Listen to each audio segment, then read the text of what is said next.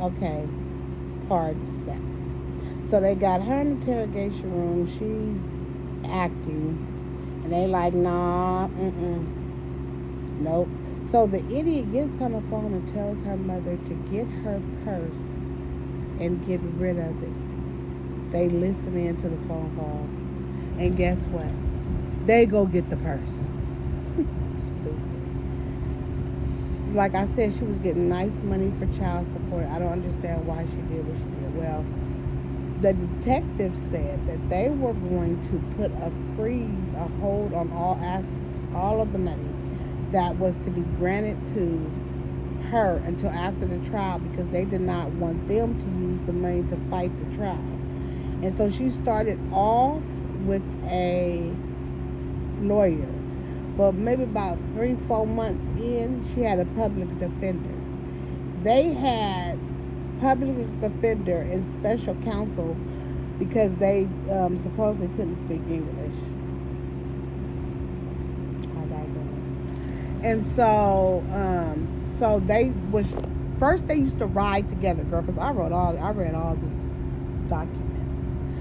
First, they used to ride the bus together when they were going to trial and all those things. Well, in the bus, I guess dude threatened her or something. Shit, her judge came in and put they don't want them to have any ties to each other. Don't pick them up together.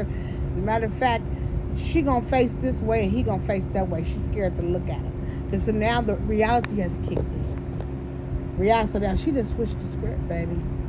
But they said she was the mastermind of it. And so, what's so crazy is back then when she had got incarcerated, they kept, before she went to trial and got sentenced, she was here at West Valley. And I had my little dude was in West Valley. So I used to go up to West Valley. I used to be so embarrassed because I would see her kids and her mother up there. I was like, oh my God, I know they could never had imagined, this would be. And she was the only child and then those 2 kids, and I'm like, in my mind to be like, why would she do that? Because it did more damage than it did good. I understand, but she should have found a different way. But anyway, so she was going telling them that she didn't do it, this, that, and the third. Well, baby, when they went up to that thing, they end up talking to dude that went to the police department. Remember the best friend? Okay, she had texted the best friend. After she got off the phone with them, she texted the best friend and said, it's done. They confiscated the best friend phone, and she had went and got another phone and tried to get rid of that phone. Well, baby, they recovered that phone and all the text messages. When they got to that purse, remember I told you that she told them to go get rid of her purse, girl? Let me tell y'all. When they got to that purse, the broad had sticky notes. She had how to cut the husband alarm off, what time he was going to get out, what parking structure he parked. It had all the sticky notes in her purse. Then she had a fucking Dear John letter telling him she was sorry she did this, but he left her no choice. Girl, all that was in her. I said, if the dumbest criminals was a people, they should be star criminals on that shit. Come to find out, she had started using that stuff, that funny stuff that eat up all your teeth and make you ugly. She had got hooked onto that. And okay, so the husband, the mother said the week before he had passed, what happened to him, he had went to the mother's house and said, if anything happens to me, this is who did it. Nikki had something to do with it. He had read it all down to the mother because every time he would go to that house, they would be there. Him and dude would get into it, and dude would threaten him. And I know Nikki, she would use that too. Because I'm about to move back, because I don't know if I skipped over. I talked about the intervention that they did, and she said that if anything ever happened, well, in the mix of that intervention, the husband had took the pum and the little smokety smoke. She told the husband, you better give me back that pum because dude is crazy. So that's why the husband knew when he went to that mother. He told her that he said he was ready to not be here anymore if it came to that, if it was to save his children. Those was his words. And so another thing he did was he had remember I told you he had looked old boy up. Well, he had printed out his criminal record, so when the detectives went and they went in his office and shit, remember they looking at everything, opened that drawer up, baby, his whole profile was sitting in the top drawer right then and there. That man knew what was coming, something was coming, and he told his story beyond the grave. And you know, I felt sorry for I felt sorry for the kids. I feel sorry for that man's family because I used to follow his memorial page.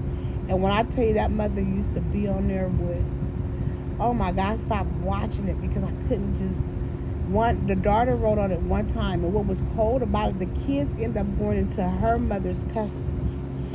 And I would read, the mother would write inside of his memory thing like, I wish I could see the kids and this, that, and the third. Well, of course, they was with her mother, so of course, you know, they felt, you know, some type of way. All they had was one parent left, so they gravitated to their mother, of course, and believed. But that little girl, I know for a fact because she was in there that day. She asked me that the little girl was sitting right there, so I know for a fact the little girl knows deep down inside that her mother do it. But of course, on the one that's on oxygen, she says that her mother didn't do it. Then I felt bad for her. She broke down because they had went to trial, and she thought, you know, for sure after the trial her mother was coming home. And she said when they called her, she was at school and told her the verdict was in and that her mother wasn't getting out. She just broke down crying because she's on oxygen telling that story. The daughter comes on and the mother comes on oxygen. The one on ID, the daughter and the mother is there on that one too, but his sister is there, and it's his side of the story. You could just tell by the way it's being told,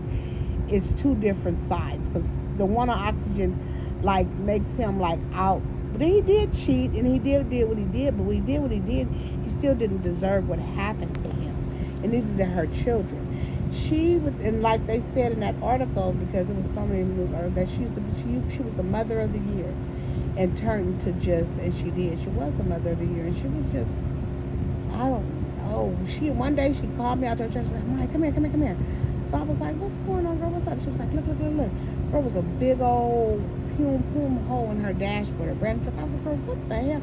She was like, no, David was getting it from under the seat and it went off. I said, girl, you need to stop. No, I went to the shooting range there. I said, you need to stop doing all this. You need to stop. What are you doing? That was before I stopped talking to her. I was like, well, what are you doing? I was like, girl, you spiraling. Like, you need to chill. But she was on go. She was on go in she was like destined to just, it was like she was destined to be a criminal, if that makes sense. Like, she had this good career, this good life going for her, and she chose a passion. I can't say it was for money. I know that she loved her children, and I think she didn't want him to have any control over her and what you could do with the children, and who around the children felt like he was still trying to control her. So she just, I don't know. I love her. I still love her to this day because I said it's like Dr. Jekyll and Mr. Hyde, but she's a very good person. That's what when they came and knocked on my door that night and told me, I just couldn't believe it. When I seen her on the news that next day, oh my God, I was like, you gotta be fucking kidding me, bro. And like I said, when I used to go to that jail and see her mother and those kids up there, I'd be like, damn. And it don't matter where walk of life you come from, things happen in every walk. People be like, oh no, it do. I'm a witness of that. This lady had everything going for her. She don't want for shit. Some people wish, the little things. She never had to worry about that. She was set. But that wasn't good enough. That's why I said money ain't really all what people chop it up to be. Because there was no reason for that. She could do whatever. There was no limitations on things that she could do. And it was just a sad, sad story. And my prayer go out to her kids. That's who I yearn for the most, as well as her. Everybody have a blessed night. Thanks for hanging around. Make sure you guys like and share the story. Bye, guys.